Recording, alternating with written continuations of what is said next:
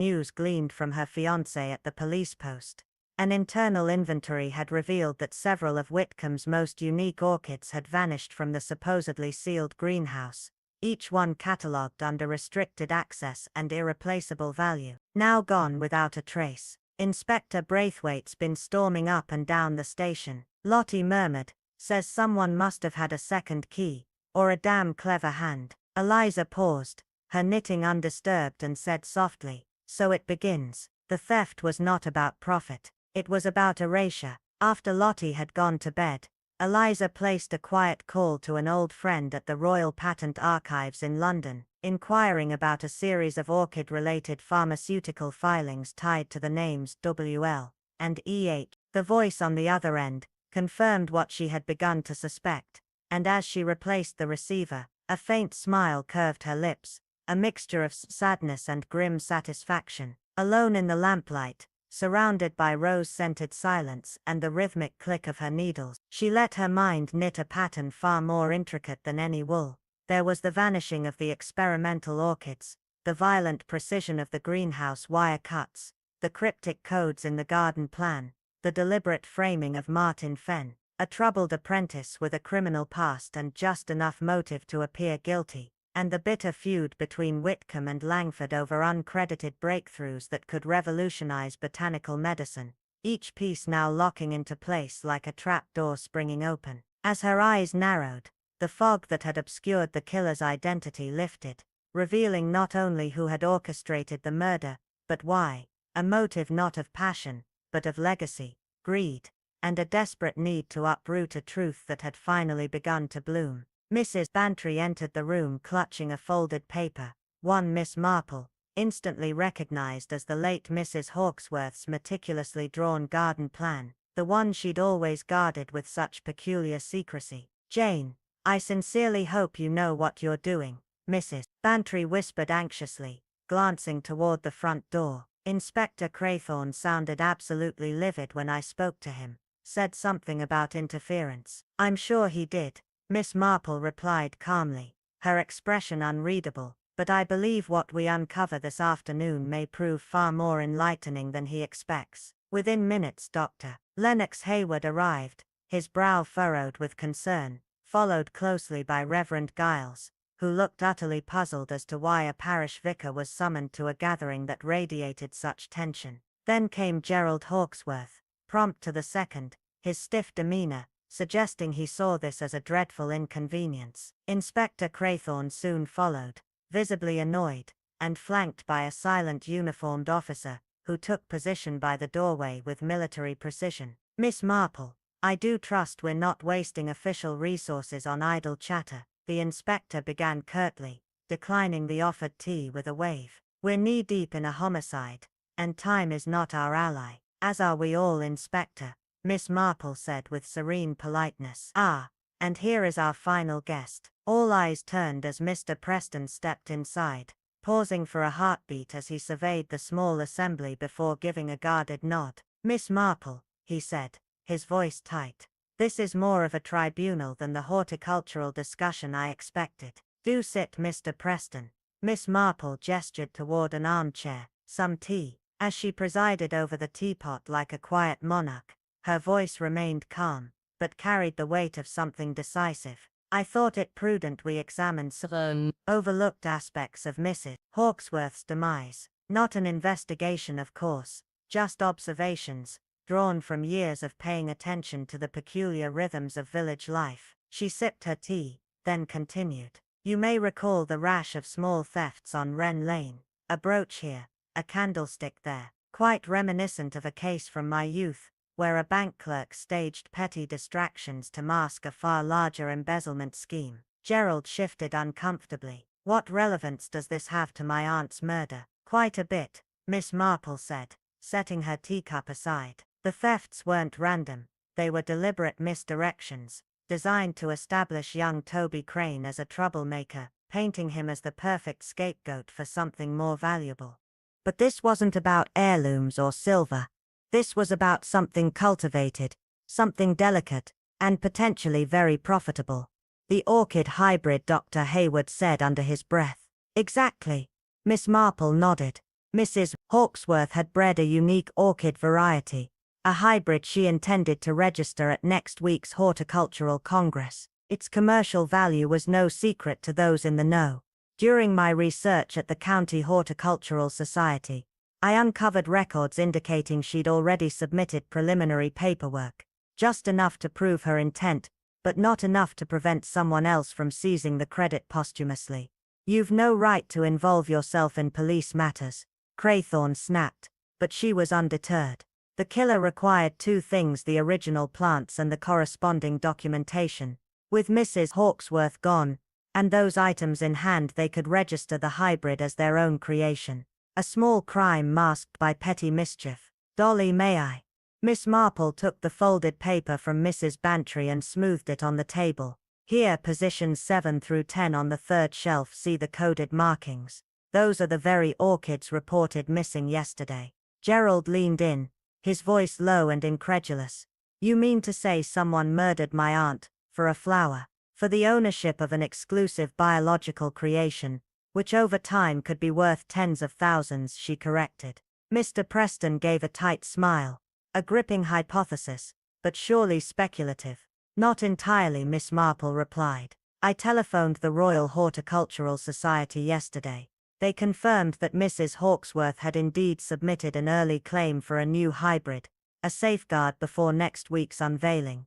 But with the formal presentation undone by her untimely death, anyone in possession of the right materials could swoop in, claim authorship, and reap the rewards. So yes, Inspector, it may seem like garden gossip, but what we're truly dealing with is botanical theft turned fatal." A faint but telling shift flickered across Dr. Lennox's face, barely perceptible to the untrained eye. Yet Miss Eliza Wren noticed it at once, a subtle narrowing of the eyes, a rigid stillness creeping into his shoulders. Moreover, she continued with calm authority, "I believe Mrs. Ellingham realized her prized conservatory had been infiltrated, quietly, repeatedly, and always with purpose. She likely stumbled upon someone inspecting her experimental hybrids, perhaps even copying the meticulous notes she kept hidden in her coded garden ledger, notes that could unlock horticultural acclaim if claimed by another. I imagine she confronted the trespasser, and that confrontation turned fatal." A skeptical snort escaped Julian Ellingham's lips. "And who exactly is this elusive thief of blossoms and glory?" Miss Wren turned her gaze deliberately toward the local constable. "The evidence, if one dares to see it clearly, is quite damning. The twine used to strangle Mrs. Ellingham had been cut with slow, precise strokes, exactly the kind of action one might expect from an expert in plant grafting, not the frantic work of a flustered young apprentice like Thomas Bay." Her spectacles were found neatly positioned on the potting shelf, a silent testimony that she had been working focused when interrupted. "Most damning of all, several of her rarest orchid hybrids are now missing. Orchids whose descriptions, encoded but unmistakable, appear in her private research files." She turned back to Dr. Lennox, her voice cool but edged. "It rather reminds me of the incident with Miss Appleton's dressmaker, who attempted to pass off another's pattern as her own. When exposed, she acted with startling violence to protect the illusion." "This is preposterous," muttered Dr. Lennox, though his voice lacked its usual certainty. "I barely knew her." "That's simply not true," Miss Wren replied evenly. "You served on the Orchid Breeders' Circle board together. In fact, I've spoken with the registrar, who recalled a rather sharp disagreement between you both at the last meeting. Mrs. Ellingham had announced a revolutionary cross-pollination method. You objected, not just publicly, but passionately." "It's all circumstantial," he said, but color had drained from his cheeks. "Perhaps," she said gently, "but I suspect a swift search of your glasshouse would uncover not only the missing orchids, but also the leather-bound notebook Mrs. Ellingham never let out of her sight, and possibly even a pair of boots custom-ordered to match the ones young Thomas wears, meant to implicate him by mimicry." The room went still as thunder, the silence pressing in like fog. Then suddenly, Lennox bolted upright, but Constable Drew had already anticipated him, and blocked the doorway without a word. "You have nothing," Lennox snapped, his voice now cracked and brittle. "No real proof." "Oh, I think we will," said Constable Drew, stepping forward with new conviction. "Orchid pollen. soil traces, boot prints. Murder leaves its signature, even among the petals. That evening, long after the doctor had been taken away and the guests had trickled back into the quiet shadows of their homes, Miss Wren sat in her modest garden, hands still as she gazed at the moonlit foxglove swaying after the storm. She thought of Mrs. Ellingham, of how one woman's love for delicate blooms had ignited envy in another heart, of how the pursuit of beauty could drive someone to destroy it. She sighed softly, wondering not for the first time why something so lovely as an orchid could provoke such darkness. But then again, she mused, human nature was a strange vine, twisting the same in vast cities or secluded villages. Jealousy, ambition, pride, they rooted themselves in any soil, masked beneath politeness and propriety, until suddenly, horrifically, they blossomed. The Willowmere Whisperer, she murmured, the nickname the press would no doubt bestow upon the tragedy. She smiled faintly, more weary than amused. In the end, it wasn't the missing orchids or even the notebook that condemned Dr. Lennox, but the arrogance of precision. Had he ripped the twine hastily, like a man caught in a panic, suspicion may never have touched him. But his obsession with clean, methodical work, the very skill he took pride in, became his undoing. As night deepened and stars emerged like silent witnesses overhead, Miss Wren rose to tend to her dahlias, reminded once more that despite the darkness she often uncovered, there was still solace in simple things, in kindness, in truth, and in the flowers that bloomed on no one's timetable but nature's own. Some people grow flowers out of passion, others use their shadows to hide a murder. When a renowned botanist was found dead in her own greenhouse, and all the evidence pointed to an innocent young man, no one imagined that the true killer was hiding behind the most ordinary and respected face in town. But Miss Marple has always known, human nature never really changes, and no matter how beautifully a murder is planned, the truth has a way of blooming. It was an unusually golden and almost suspiciously quiet Tuesday afternoon in the heart of May, when Miss Clara Ellsworth arrived at the time-worn iron gates of Greystone Manor, the scent of overripe rhododendrons thick in the air, curling through the hedges like a secret trying to escape. She wore a neatly tailored tweed shawl, and her gloved fingers clutched her old leather knitting pouch like a talisman, her eyes sharper than they let on beneath the soft wisps of white hair. Greystone's faded grey stone loomed before her like a keeper of stories too old and heavy to speak aloud. Clara's pace was brisk despite her age, guided more by instinct than muscle memory, as if some deep part of her knew something was not quite right. Dorothy Langley, her longtime confidant and the spirited mistress of the manor, welcomed her at the doorway with an anxious smile that didn't quite reach her eyes. "Come quickly," she murmured. "There's something strange." Clara's visit, originally meant to be a quiet tea between old friends, swiftly unraveled into something far more unsettling. Inside the drawing room, dust motes floated in sunbeams like watching eyes. Seated stiffly near the fireplace were Mrs. Grimble, widow of the late circuit judge, with a permanent look of outrage etched into her brow, and Miss Thistlethwaite, the timid piano tutor whose hands trembled slightly as she lifted her cup. The talk, already midstream, turned thick with unease as Miss Thistlethwaite, her voice thin and almost conspiratorial, recounted how her late mother's heirloom ruby ring had vanished from her locked jewelry case. She hadn't even noticed it was gone until she found her cat Leopold, cowering under the stairs, a ribbon of deep crimson thread tied precisely around his neck, and one ear seared as if touched by flame. The room fell into a hush before Mrs. Grimble leaned forward, her voice low, almost angry. "My wine cellar was broken into," she said, "and not ransacked, just one bottle taken, an 1870 claret, a gift from my husband, who does such a thing." Then Dorothy added, almost hesitantly, that strange markings had been found outside the manor's greenhouse, symbols drawn in chalk, circular and intricate, washed faintly by the last rain but not entirely erased. "All of this," she said, "has happened within the past week on Bellflower Lane." Clara felt the air in the room shift. Suspicion naturally began circling around young Simon, the Langley gardener's restless teenage son, who had once been caught taking coins from the church collection box. But Clara wasn't convinced. "This isn't mischief," she murmured.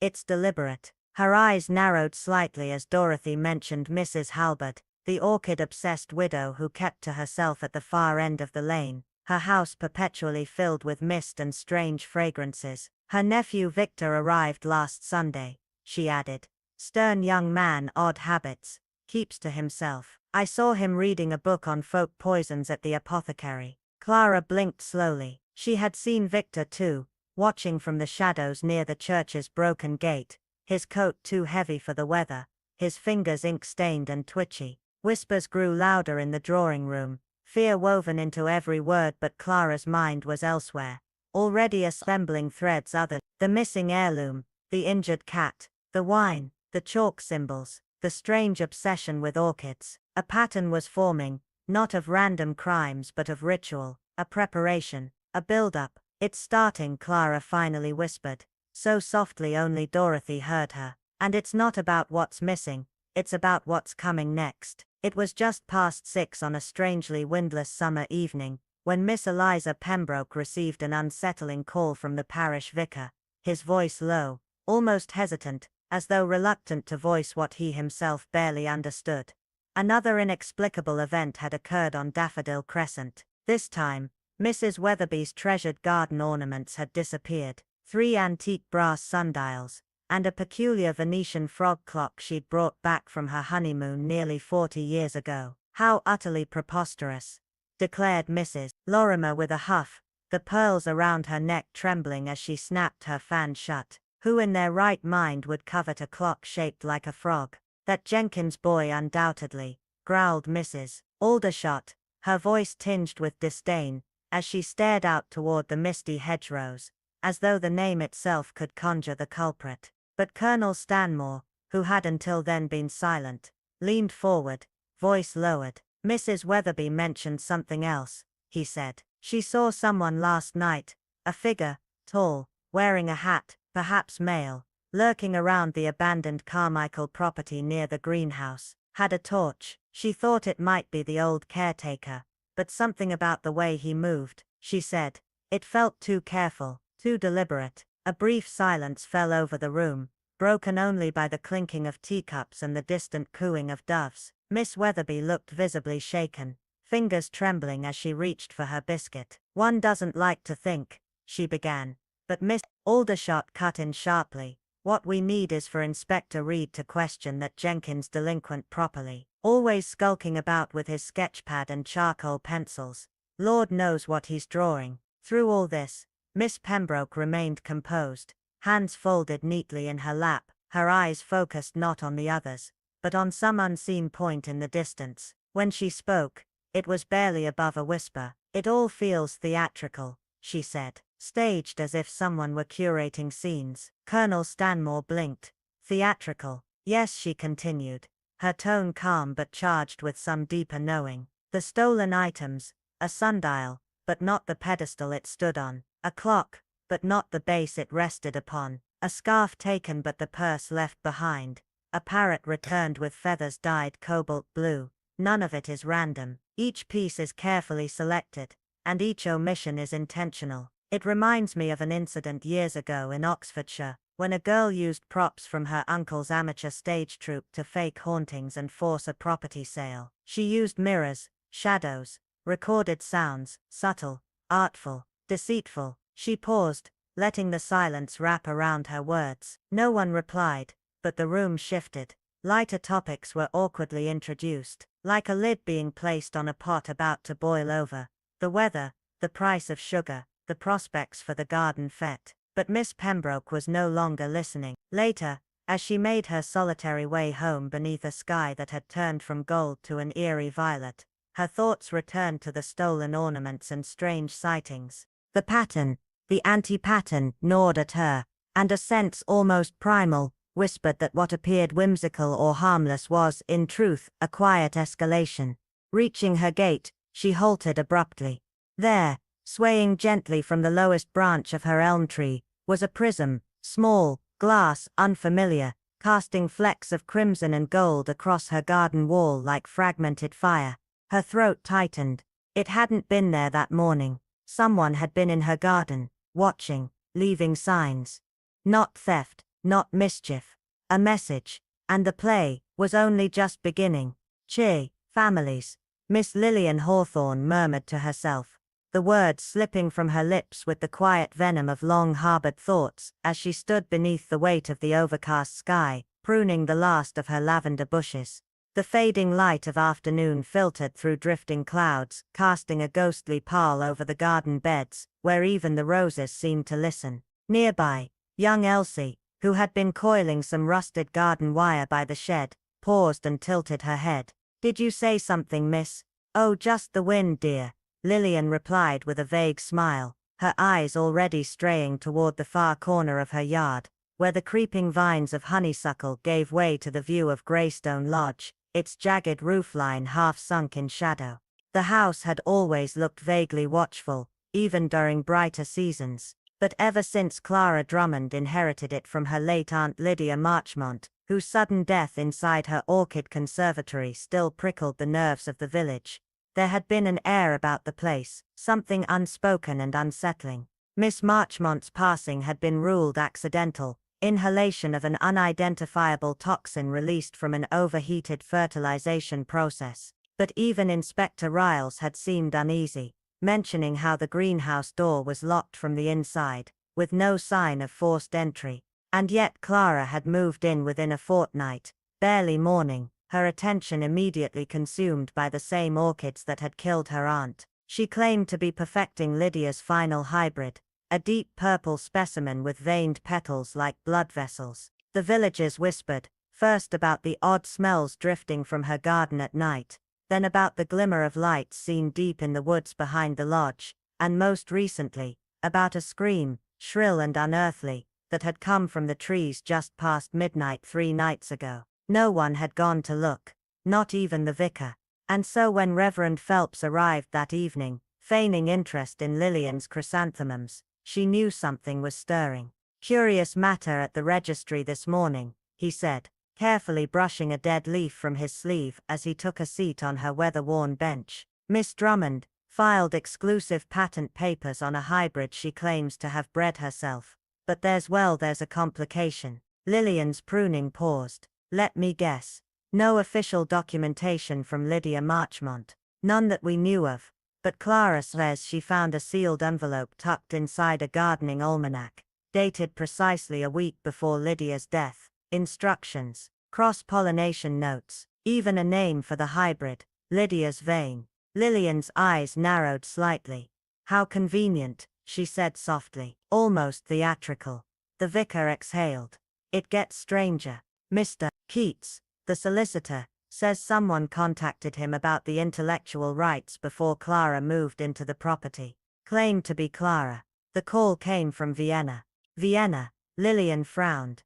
"But Clara was still in France, wasn't she?" "Exactly. And she insists she never made the call." Silence settled briefly, broken only by the soft rustling of branches overhead. "And now," the vicar added, his voice lower, "there's talk of something else, something unsettling. A child's shoe was found in the woods behind Greystone. Old, muddy, but never reported lost. It's been sent for analysis." Lillian felt a chill wrap around her spine. That evening, at the village shop, while pretending to browse cards, she overheard Mrs. Barnaby speaking in low, urgent tones to Mrs. Elspeth near the licorice jar. "Ted saw her again last night. Clara, in the forest, digging. Said she was whispering to the soil, talking to it, like she expected an answer. Talking to the soil." Elspeth looked pale. What on earth was she saying? Something about bloodlines and regrowth. "And then I have the root, I just need the memory." Elspeth made the sign of the cross. "You don't think it's witchcraft, do you?"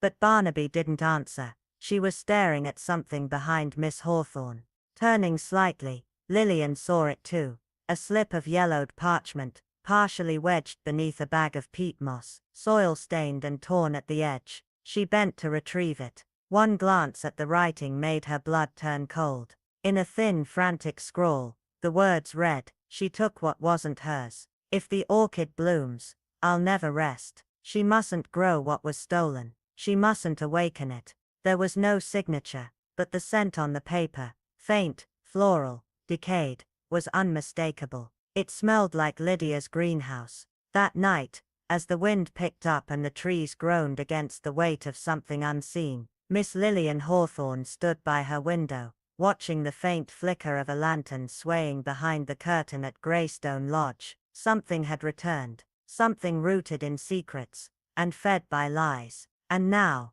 it was beginning to grow again. The autumn wind stirred the amber leaves along the narrow lanes of Thistlewood, as Miss Eliza Harrow, dressed in her dove-grey coat and lavender scarf, emerged from Weatherby's paper and post with a card embossed with watercolor violets, its scent faintly perfumed with rosewood and nostalgia. As she lingered near the counter, Mrs. Granger, the ever-watchful shopkeeper, expertly wrapped a parcel in brown paper and twine, muttering half to herself, "They're saying the weather will stay fair till Friday, but these old bones never lie, something's brewing." Eliza smiled politely, her voice a gentle breeze. "And the business up on Wren Hollow, any new murmurings?" Mrs. Granger lowered her voice, her eyes glinting. "Plenty. That moon orchid Mr. Finley smuggled back from Sumatra, the kind they say blooms only under blood moonlight. Well, there's talk it's cursed. His niece, Miss Evelyn, is furious about the new will. And then there's Dr. Aldous Vane, always in that greenhouse after dark, poking around where he doesn't belong." Eliza murmured a vague response, but her mind was already tracing the faint outlines of something sinister. As she strolled down the winding hedge-lined lane toward her ivy-draped cottage, her thoughts turned to a long-ago incident, involving Lady Penworth and her legendary white gardenia, a scandalous affair that had ended in social ruin, though not in death. But this had the scent of something fouler. As she approached her front gate, a flicker of movement across the fence at the Langford estate caught her eye. A shadow slithered through the overgrown garden, hunched low among the orchids and foxgloves. For a moment she thought it was young Evan Langford, the restless and brooding nephew with too much to lose. But the figure straightened, revealing the tall, angular frame of Dr. Vane. He glanced once toward her, then scribbled hurriedly in a small black notebook before slipping into the greenhouse, the door closing behind him with a click that echoed too loud in the still afternoon. Eliza's eyes narrowed, her thoughts swirling with possibilities. The next morning, at precisely 9:46, as Eliza was dusting her sitting room shelves, Clara, her maid, burst into the room, white as chalk. "Miss Eliza, it's Mrs. Langford. They've found her, dead, in the greenhouse.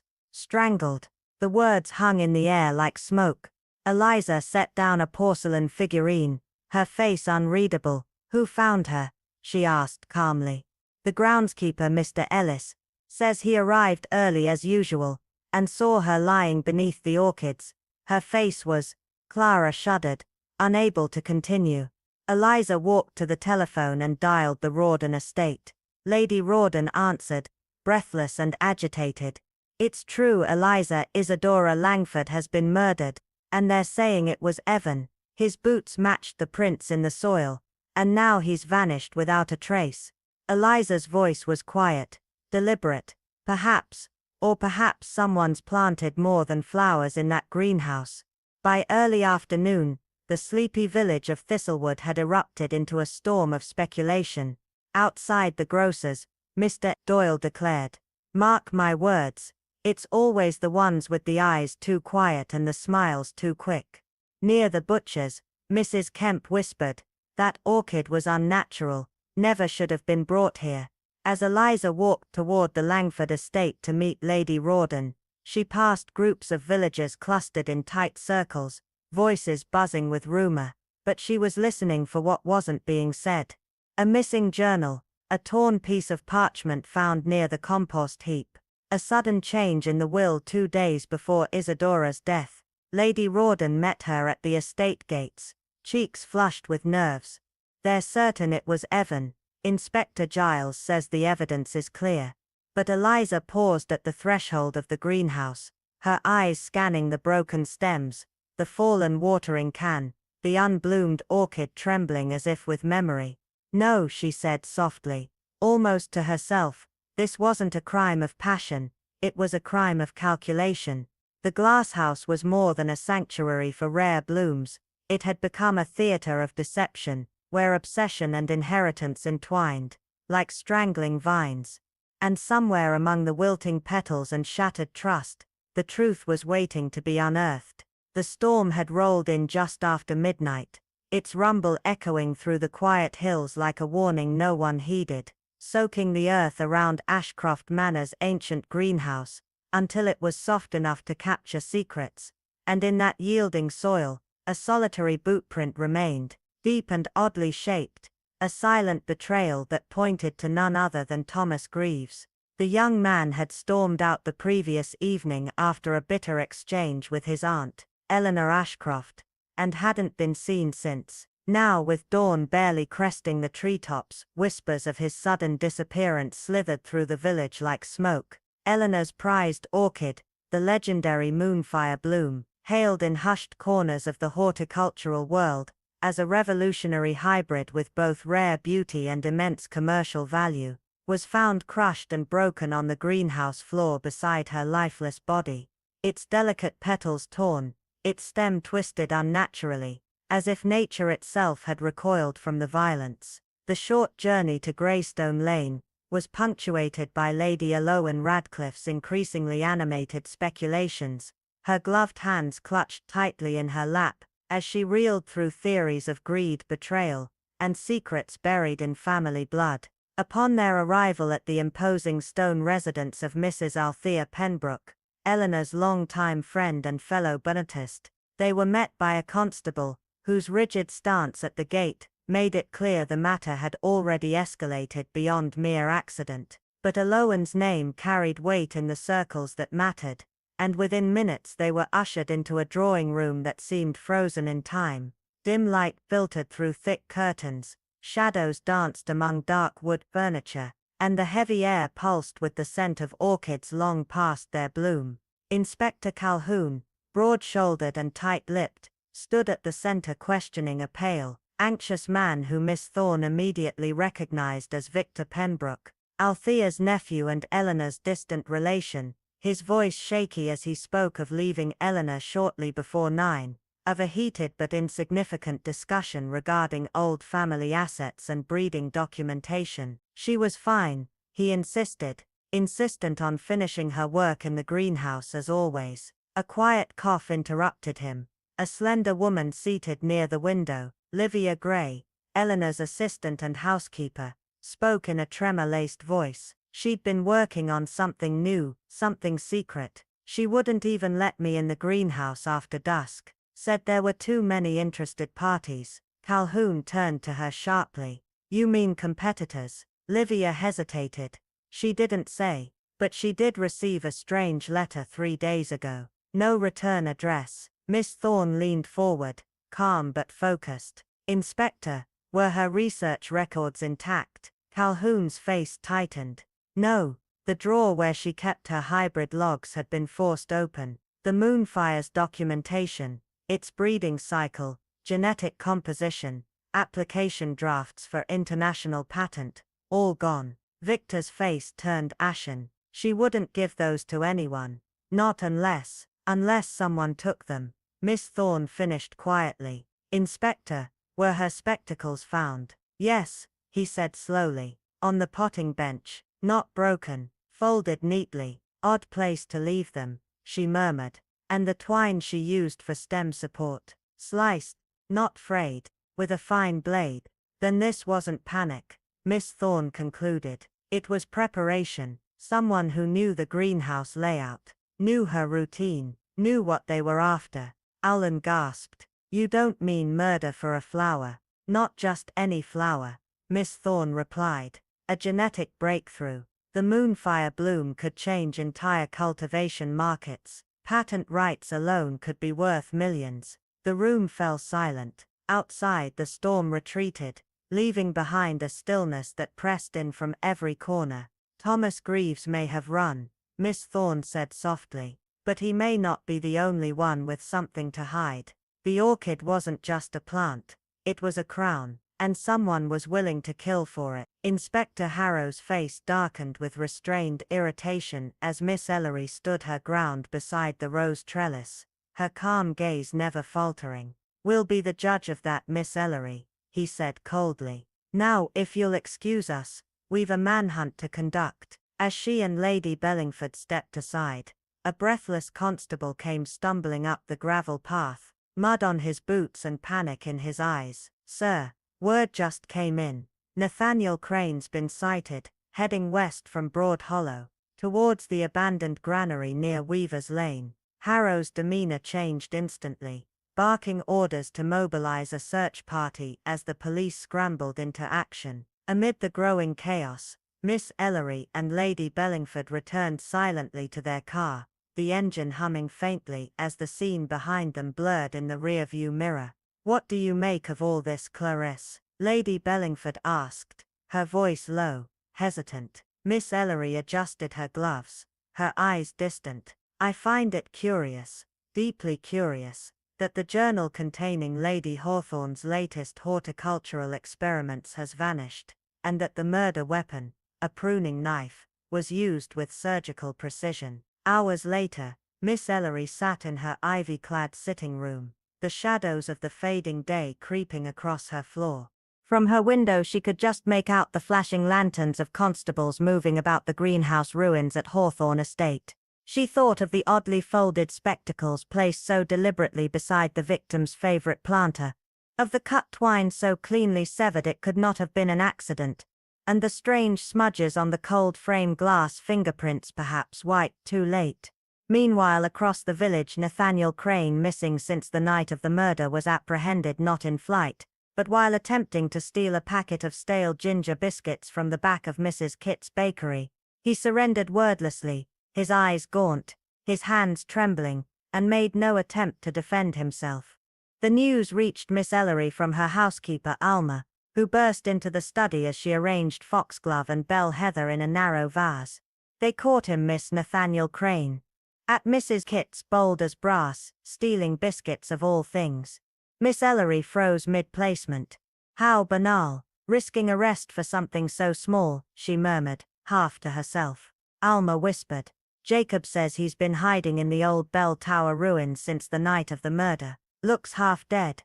"Poor boy," Miss Ellery whispered back, almost absently, though her mind was clearly elsewhere.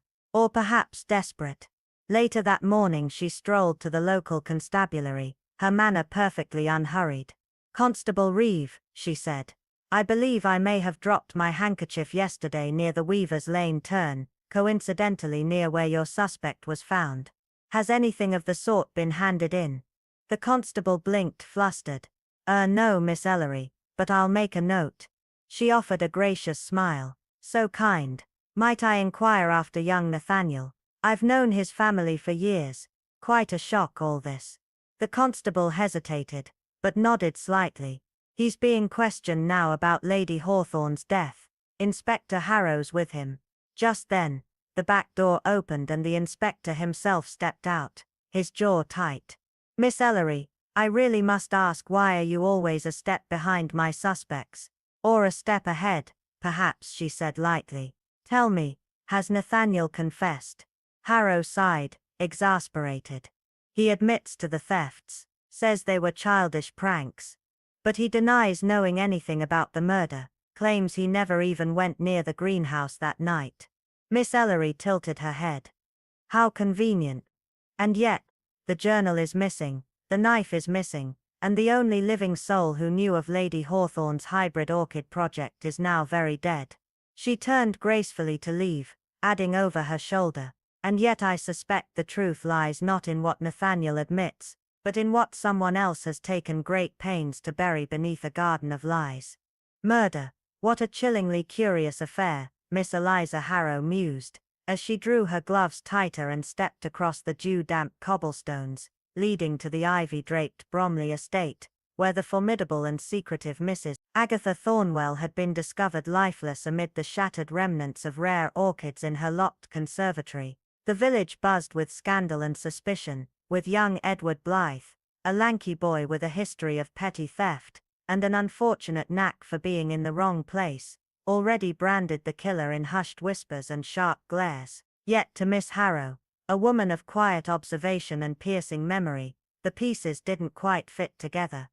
Everything felt too calculated, too neat, like a stage play with the curtain drawn too soon. "Inspector, might I have a word with the boy?" she inquired gently, her voice almost lost beneath the fluttering of the yellow police tape.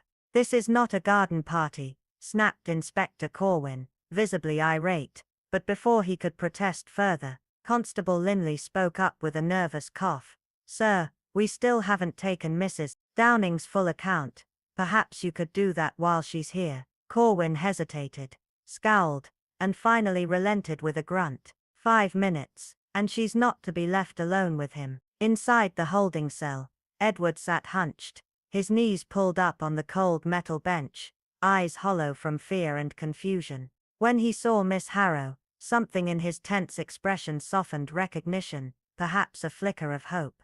You don't think I killed her, do you?" he whispered.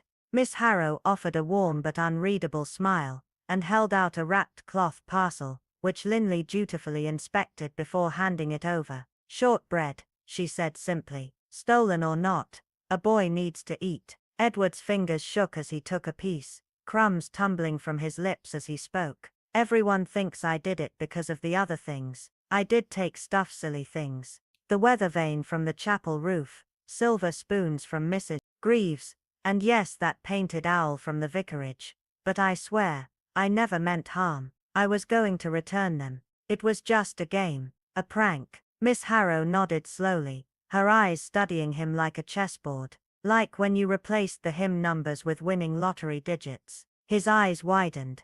"You remember that? That was years ago." "I remember a great many things, Edward.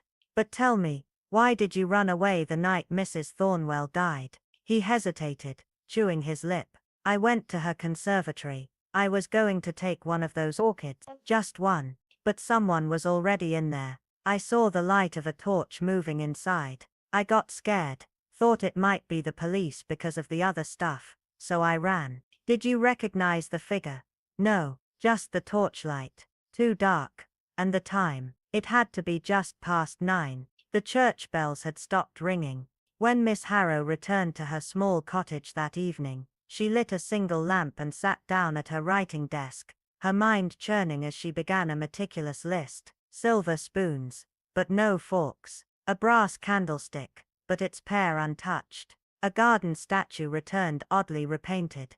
The pattern was theatrical, almost comical, not the work of a killer, but of someone trying to appear like a petty thief. She remembered the Farnsworth boy, a long-ago scandal, where small, silly thefts had masked a deeper embezzlement scheme by a family member who needed the village distracted. "A diversion," she murmured.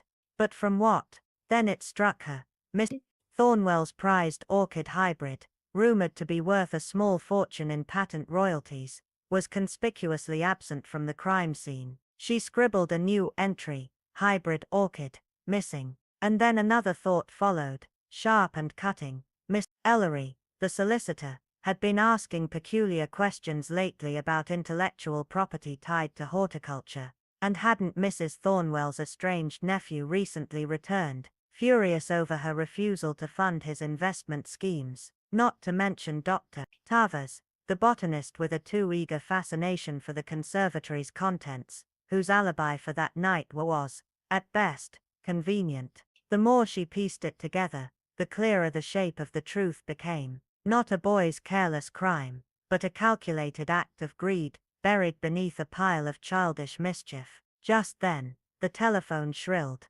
breaking her concentration. "Eliza, darling," came the breathless voice of Lady Fenwick. "You must hear this. Agatha's entire account was drained the morning before her death." Miss Harrow's eyes sparkled behind her spectacles, and she allowed herself the faintest smile. "Yes," she whispered, her fingers tightening around the pen. "I rather thought it might be." When the accusation of stealing Mrs. Fortescue's brooch was pinned on Reggie Cobb, a storm of gossip swept through the village. Yet, in Inspector Slack's eyes, the kind of certainty that usually accompanies the scent of a killer was missing, particularly because the boot print, a crucial piece of evidence, didn't quite match Reggie's shoes. The most puzzling part was Reggie's repeated claim on the very night Mrs.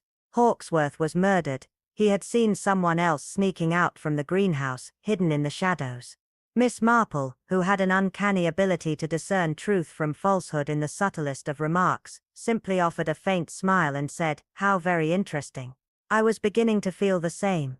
After a brief but telling conversation with Mrs. Bantry, Miss Marple opened her handwritten notebook and scribbled another note, precisely cut garden twine. A quiet feud brewing within the local gardening society, and a secret buried within that silence, unsettling and dark. Those petty thefts, silver spoons, an old brooch, a costly candle stand were merely a distraction, a deliberate misdirection hiding a much more sinister game. In Miss Marple's mind a tangled web was slowly beginning to clear, where the thefts were mere pawns, and the real game was being played over something far more dangerous. A secret valuable enough to kill for. In the warmth of a May morning, Miss Marple put on her second-best tweed suit, paired it with a slightly outdated hat that had nonetheless remained loyally part of her identity, and with a small bouquet of freshly picked flowers from her garden, she made her way to the quiet stretch of Larkspur Lane, now steeped in unease, as if every resident had become a silent participant in the growing mystery. When she arrived outside the Hawksworth bungalow, the constable standing by the gate, whom she had previously seen in the company of Mrs. Bantry, recognized her and said, with a touch of